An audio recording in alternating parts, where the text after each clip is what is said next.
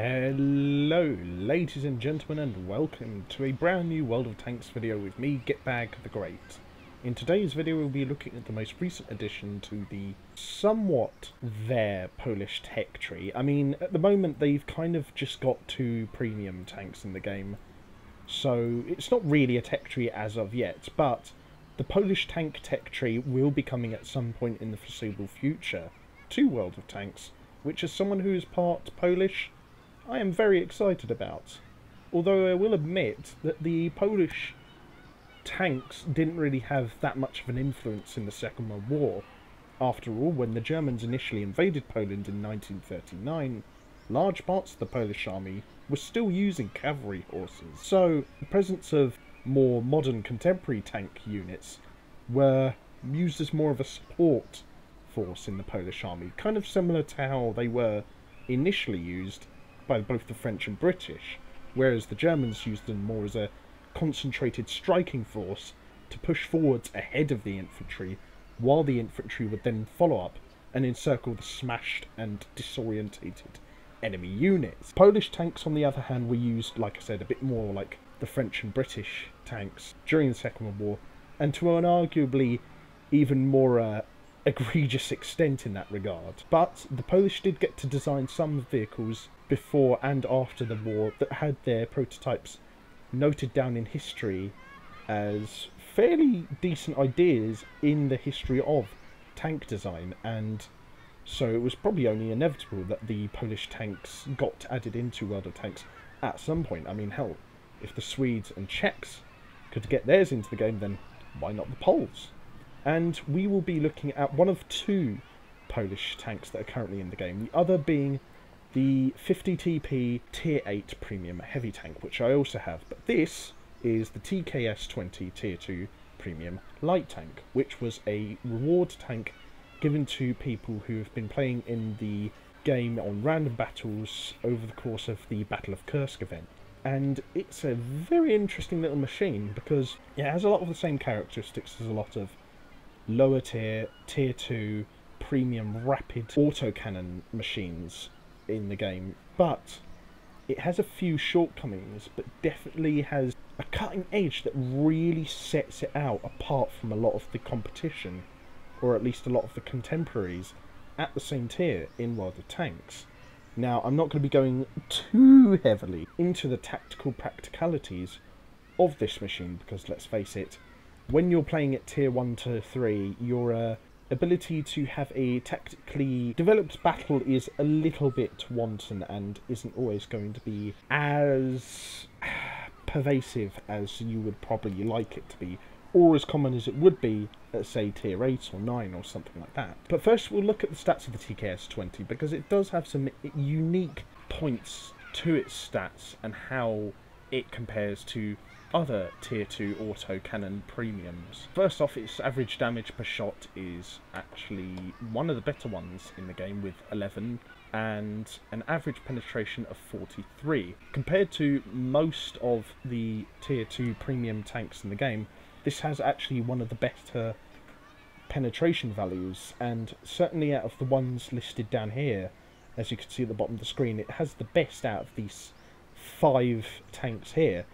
It's got 43, which is much better than the 30 displayed by the T2 light tank, and certainly a lot better than the 27 displayed by each the T7, the Light Vickers Mark 6 and the L60. And add to that, it's also got a very, very decent rate of fire of 77.3 rounds a minute. Now that doesn't sound colossally amazing. In fact, all of the tanks down here have a better rate of fire than the TKS 20, but what makes it especially useful in certain situations is that while it doesn't have as big of a rate of fire overall, considering its lower clip size and the fact that it doesn't get its individual shots out as fast in its autoloader, the clips of its autoloader do reload a lot faster than many of the tier 2 premium tanks that have autoloaders, and also non-premium tanks as well. Its gun traverse and arc aren't really, worth mentioning, because as you can see, it is a fixed tank, which is probably one of the downsides of this machine. when you're driving one of these kinds of machines at this tier, that isn't really what you're wanting. You want to be able to manoeuvre around as much as possible, and that includes the usefulness of having a rotating turret. But like I said, the TKS-20 does make up for that somewhat by having a very quick loading clip, and also the fact that it has a fantastic dispersion rate at 100 meters. In fact, it has a very low one at only 0.39, whereas the T2 has a considerable 0.5, the T7 has a 0.58, the Vickers has a 0.54, and the L60 is only slightly nearer with a 0.45. So the TKS-20, while not having the same ability of getting as many shots off per minute as its contemporaries, and also being hindered somewhat by having a fixed gun rather than turret, does have the added benefit of both having a considerably quicker loading clip than a number of other tanks at this tier, as well as having a fantastically accurate gun for this kind of tier. Now, that doesn't mean if you hold down the gun that it will just continuously be that accurate. It's best to fire this thing in bursts when you're firing at long range. Naturally, when you're firing at distances, although, to be honest with you, knowing tier 2 battles, that probably won't be that often, you will tend to want to fire in bursts when you're firing at distances. But of course, you can just hold down that mouse button to your heart's content when it's up close and personal, which really is kind of the majority of the time at tier 2 battles. And like I said, the reload time of the magazine is fantastic. It's a mighty 6.07 seconds compared to the 7.66 of the T2, the 19.51 of the Vickers, the 25.31 of the T7, and in fact the only one out of these five that is any better than it is the L60, which, as we've looked at before, has only slightly better stats in terms of its general gun stats because of its only slightly better damage and gun traverse, but of course much worse penetration and also, and not even as good aiming time or dispersion. Really, probably the one that's closest to the TKS-20 in terms of its capabilities out of the tanks you can see here is the L60.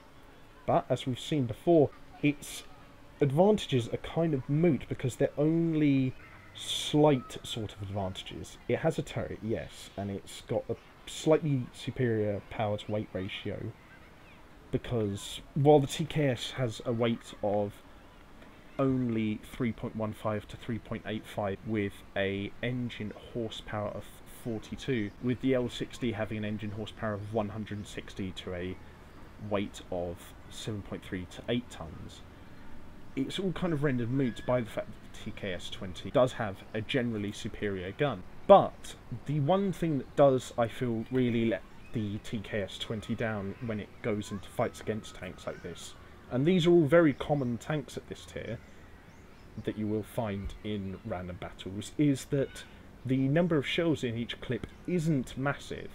It's only 10, whereas with the T2 you have 15, the L60 you have 10, which is of course the same number, but it has a faster reload for sure.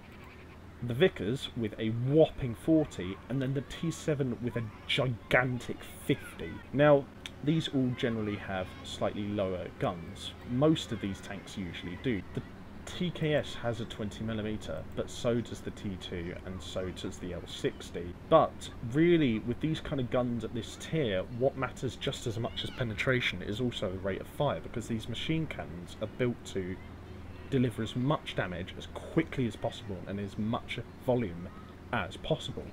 And while the T2, TKS-20 and L60 all have 20mm cannons as their main armament, the T7 and Vickers Mark VI are all arguably better equipped to fight in the situations you most usually find yourself in at Tier 2, because they both have far superior clip sizes and they have both far faster firing guns. The Vickers has a 15mm machine gun, the T7 combat car has a 50 caliber Browning, and their clips are both massive. The downside, of course, to this is that their clips both, of course, take a very long time to reload.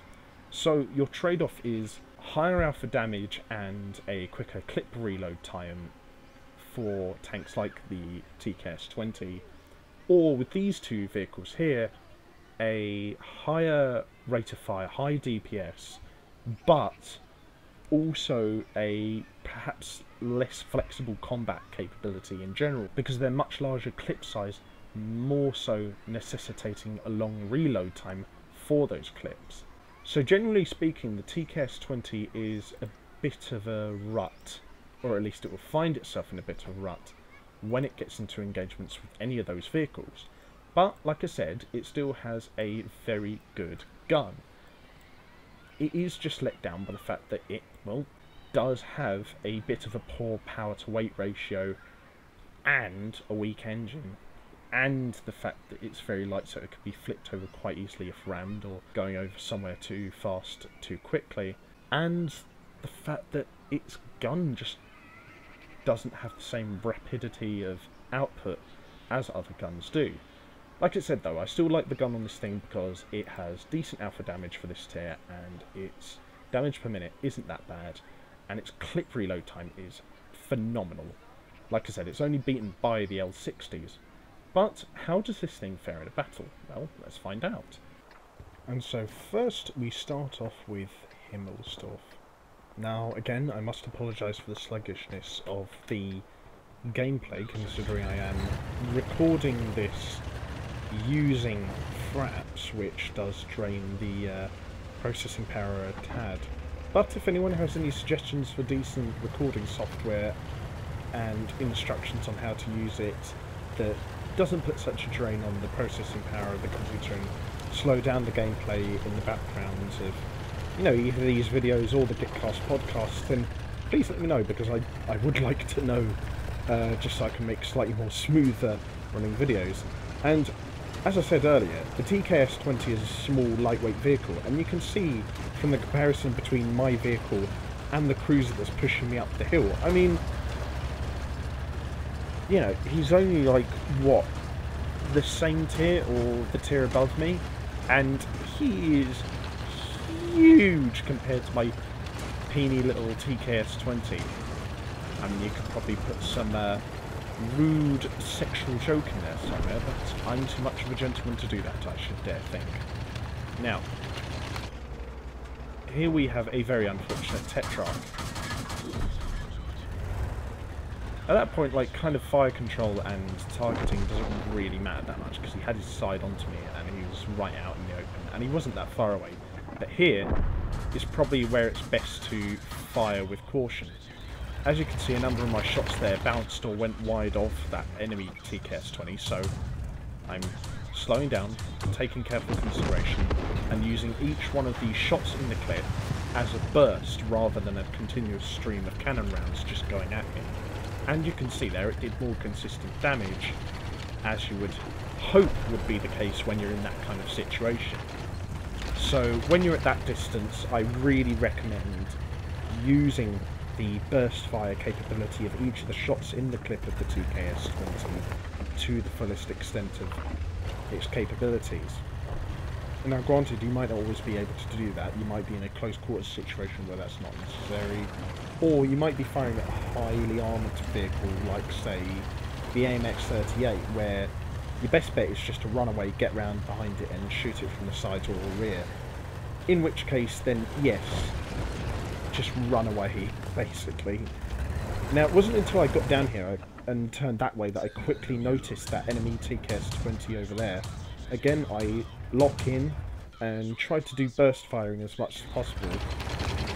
And I don't know why he didn't shoot here, because he must have been aimed in at by this point, but hey, I'm not complaining. An easier kill for me is an easier kill for me, and I'm not going to look a gift horse in the mouth, as the old saying goes. Now at this point, the tactical situation isn't really a worry for me. I mean, as you can see in most tier 1 and 2 and 3 games, the tactical situation will just change at the drop of a hat, and one minute your team will be like 3 tanks down, the next minute there'll be 4 tanks up, so the tactical relevance of a tank like the TKS 20 is basically about the same as any other tank at this tier, barring some of the soft stats and the way it handles. So it's really up to you how you play it.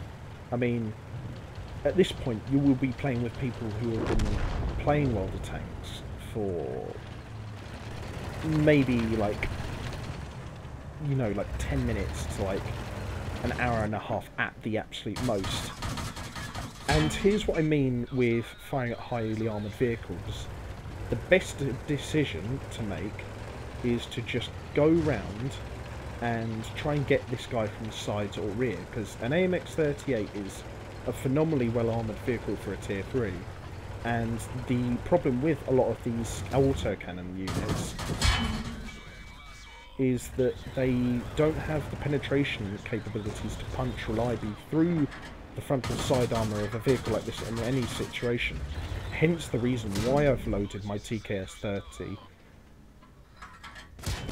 30? Oh my god, what a slip. I mean TKS 20 with 3 clips of APCR premium ammo. And you could say that's a bit unnecessary considering it's only tier 2 and 3 battles, but when you come into a vehicle battle that has a couple of things like the AMX-38 in it, you will find that even just 2 or 3 clips of the stuff will be useful when you're in that kind of situation. And here we are on another battle, this time on Abbey. Now, out of all the battles I've played so far in TKS 20, there have been 2 maps that have tended to pop up quite a lot. And I'm not exactly sure why, because they're not exclusively, you know, tier 2 or 3 game maps. And that is Abbey and Himmelsdorf. And I don't know why, because, well, I just don't know why. Granted, these are 2 maps where the fixed gun capabilities of the TKS 20 are negated a little bit because there's a lot of corridors on both maps, or at least corridor-like environments where you can sort of like nuzzle your gun round the corner of something to give yourself at least a bit of protection to the left-hand side of your vehicle, as you can see there with the gun being mounted on the right side of the tank's body. Although, then again, that's made a little bit more moot by the fact that the armour on this thing is reasonably thin. You know, the upper glacis isn't too bad, the gun mantle is fairly tough, but like I said earlier, this is a tier 2 tank. The guns you're going to be going into in this kind of like tier battles is going to be usually more than capable of punching through your armour. You know, if you're, say, running into something like an HS-35 or a MX-38, that won't really be so much of an issue. Now, it was only at this point that I realised, hang on, this is also a match with tier 1s in it. At which point I then immediately ran into a pair of MS-1s, and I thought, oh, I've killed one, that would be no problem. I thought then for a second I was going to have a bit of trouble with the second one, because he did manage to penetrate my armour very easily, and he seemed to be a better shot. But then he made the stupid decision of running full force frontally into me when I've got a much faster firing gun. But then again, it's a tier 1 tank. Chances are he's probably only been playing this game for less than half an hour, so I can't judge him too much. Then I noticed that I'd been spotted by the Panzer 1, and I realised I couldn't see him in front of me, so I figured, oh, he must be behind me. Now, I didn't react in time enough for him to put a load of shots into me, and it was only as he was getting halfway towards me that I realised he'd knocked out my commander. So only halfway through that engagement, as you saw there, I realised, oh snap, I've got to use my medkit. And it was only at this point as well that I realised he'd also damaged my gun. So he cost me quite a lot, but I'm glad I got him in the end, because the Panzer 1 is a really dangerous machine, very underrated and quite a decent tank in these kind of situations. It's more manoeuvrable than the TKS 20, and it has a faster firing gun, so while it might not have as much alpha damage and penetration, it's definitely got some benefits. Now, considering how low I was on health at this point, considering I only had 7 health points left, I thought I'd try and do the clever thing of getting up close to the bush, trying to spot enemies, and then pulling back to a distance where they wouldn't be able to see me through it after I fired. But then I saw this enemy lol tractor and I just thought, you know what, screw camouflage, I'm getting that kill. And it was only at this point that I realised I'd gotten 4 kills. Granted, 3 of them were tier 1s, so it's a little bit unfair when, you know, you're someone who's been playing the game for nearly like 6 years now, and you're up against people who've been playing it for probably like no more than half an hour or like 40 minutes, but yeah, it's like, you know, give them credit. They are trying. I feel like that's the thing. You can't be too harsh on people playing badly at this level because, well, like I said, we haven't been playing for any more than an hour at the absolute most. Now here's where I make my fatal decision. I thought that because of the amount of kills that I'd gotten, I'd had this like blood rush to my head where I was like, oh, I am invincible, I can demolish all these mortals. Of course, forgetting that I'm in a TKS 20, I don't have that much thick armour, and I only had 7 health left. So I decided to spectate the person with the next highest amount of kills, which happened to be this fine young gentleman, or lady, called the Tank, in the mighty M2 light. Now, again, like me, he's got a autocannon. I can't remember the exact specs of it. I'm going to have to get up again after I finish this video, but much quicker and much more manoeuvrable than the TKS 20. And as you can see, considerably faster firing. I mean, come on. It's an American tank. Of course it's going to be. Although, then again, the Germans for a longer while had the edge on faster firing machine guns. But as you can see, with the TKS 20 being more of a support vehicle or more of a corridor sniper, the M2 is just a rapid beast of a machine. It's much more of a cavalry tank, you know, whereas like the TKS 20 would be more of a kind of thing to hang behind the M2 and provide a bit of fire support by punching through the frontal armour of slightly thicker armoured vehicles, whereas the M2 would be the kind of one to run rings around them and pour hundreds of shots into their arses at a minute.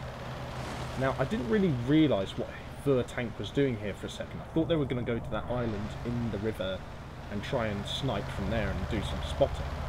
And it was only at this point that I realised they were actually taking the clever route round, being more patient, being more considered, and trying to go round and hit this Panzer 38H from behind. But then I remembered, it's a Panzer 38H.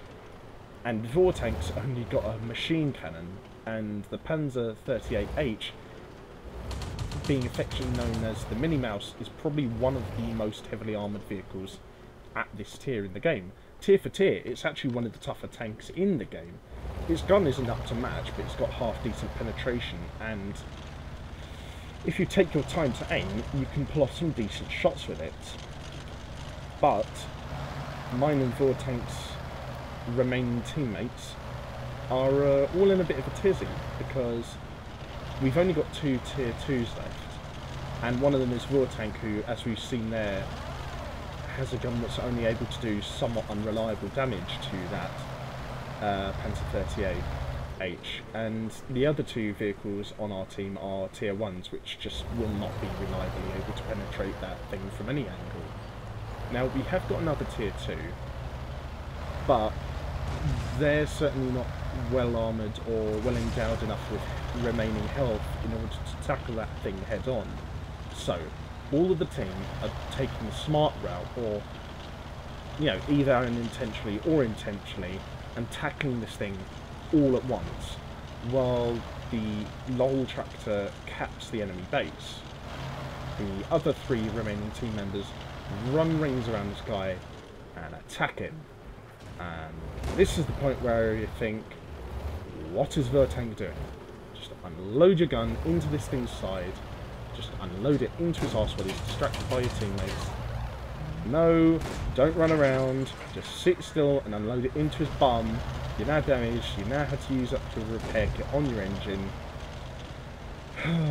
But then again, like I said, I can't really be mad at the guy. He's probably only been playing for a few hours at most, so his technical awareness for the game while still needing some work, you know, is perfectly explainable. Although the team have got a bit of a troubled situation now. Panzer 38H could still quite feasibly just roll up the hill, ignore them and kill the long tractor in the cap circle. So the best bet now, while they can't really kill him, is just to delay him and just hold him off. Almost there, and capped it. And really, Vortank couldn't really do much else there. You know, while I can criticise him, or her, again, their gun really wasn't efficient enough to kill that thing, as with everyone else on the team. So the best thing they could do was hope for the most lightly armed thing on the team that was left alive, which just so happened to be the lull tractor, to sit in the cap behind cover and try and cap as much as possible before the 38H got there.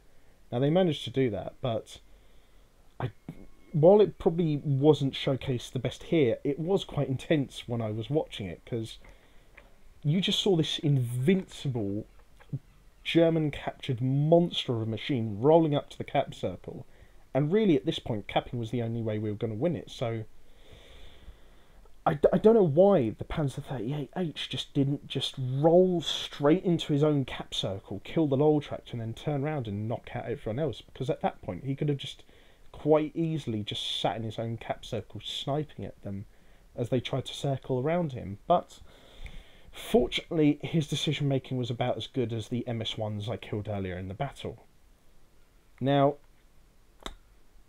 unfortunately I didn't survive this battle, as you can see, and I won't survive the third and final replay in this video, but then again, tier 2 battles, it's kind of run of the mill. And oh, would you look at that, it's our old friend Himmelsdorf. Now apologise, or rather I must apologise for my seizure-inducing camera work here.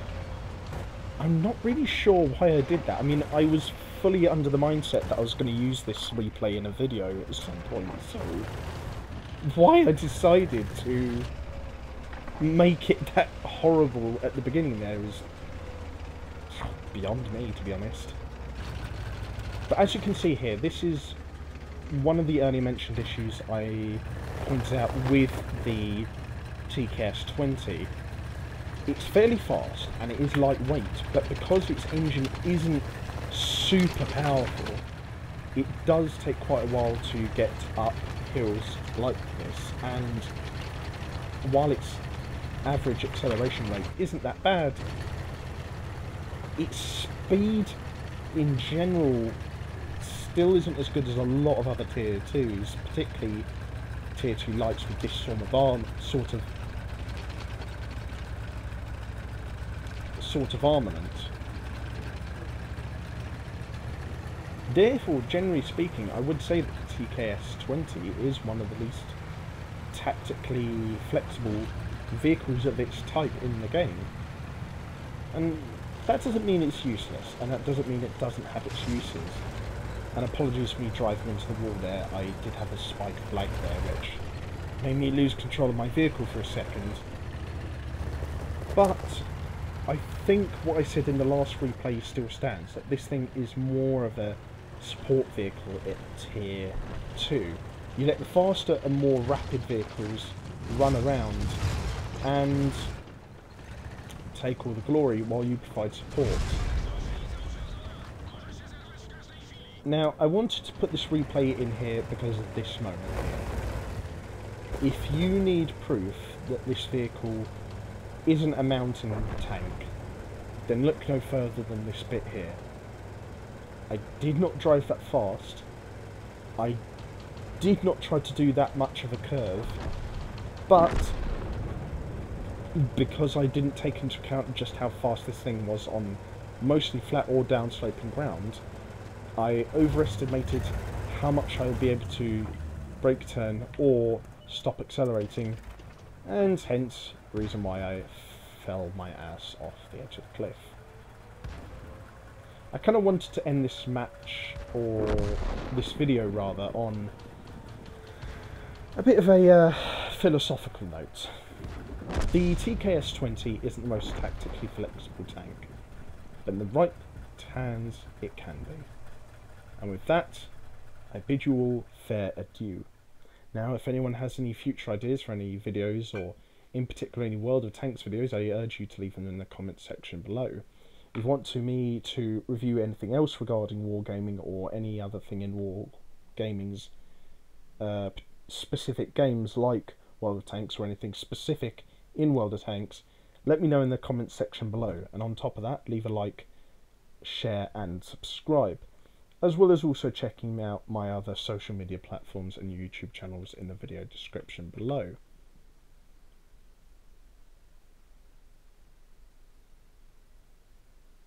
And until next time, I've been Gitbag the Great. Stay safe, have fun with whatever you're doing. Don't do anything I wouldn't do, and until next time, I'll see you guys on the battlefield. Bye bye for now.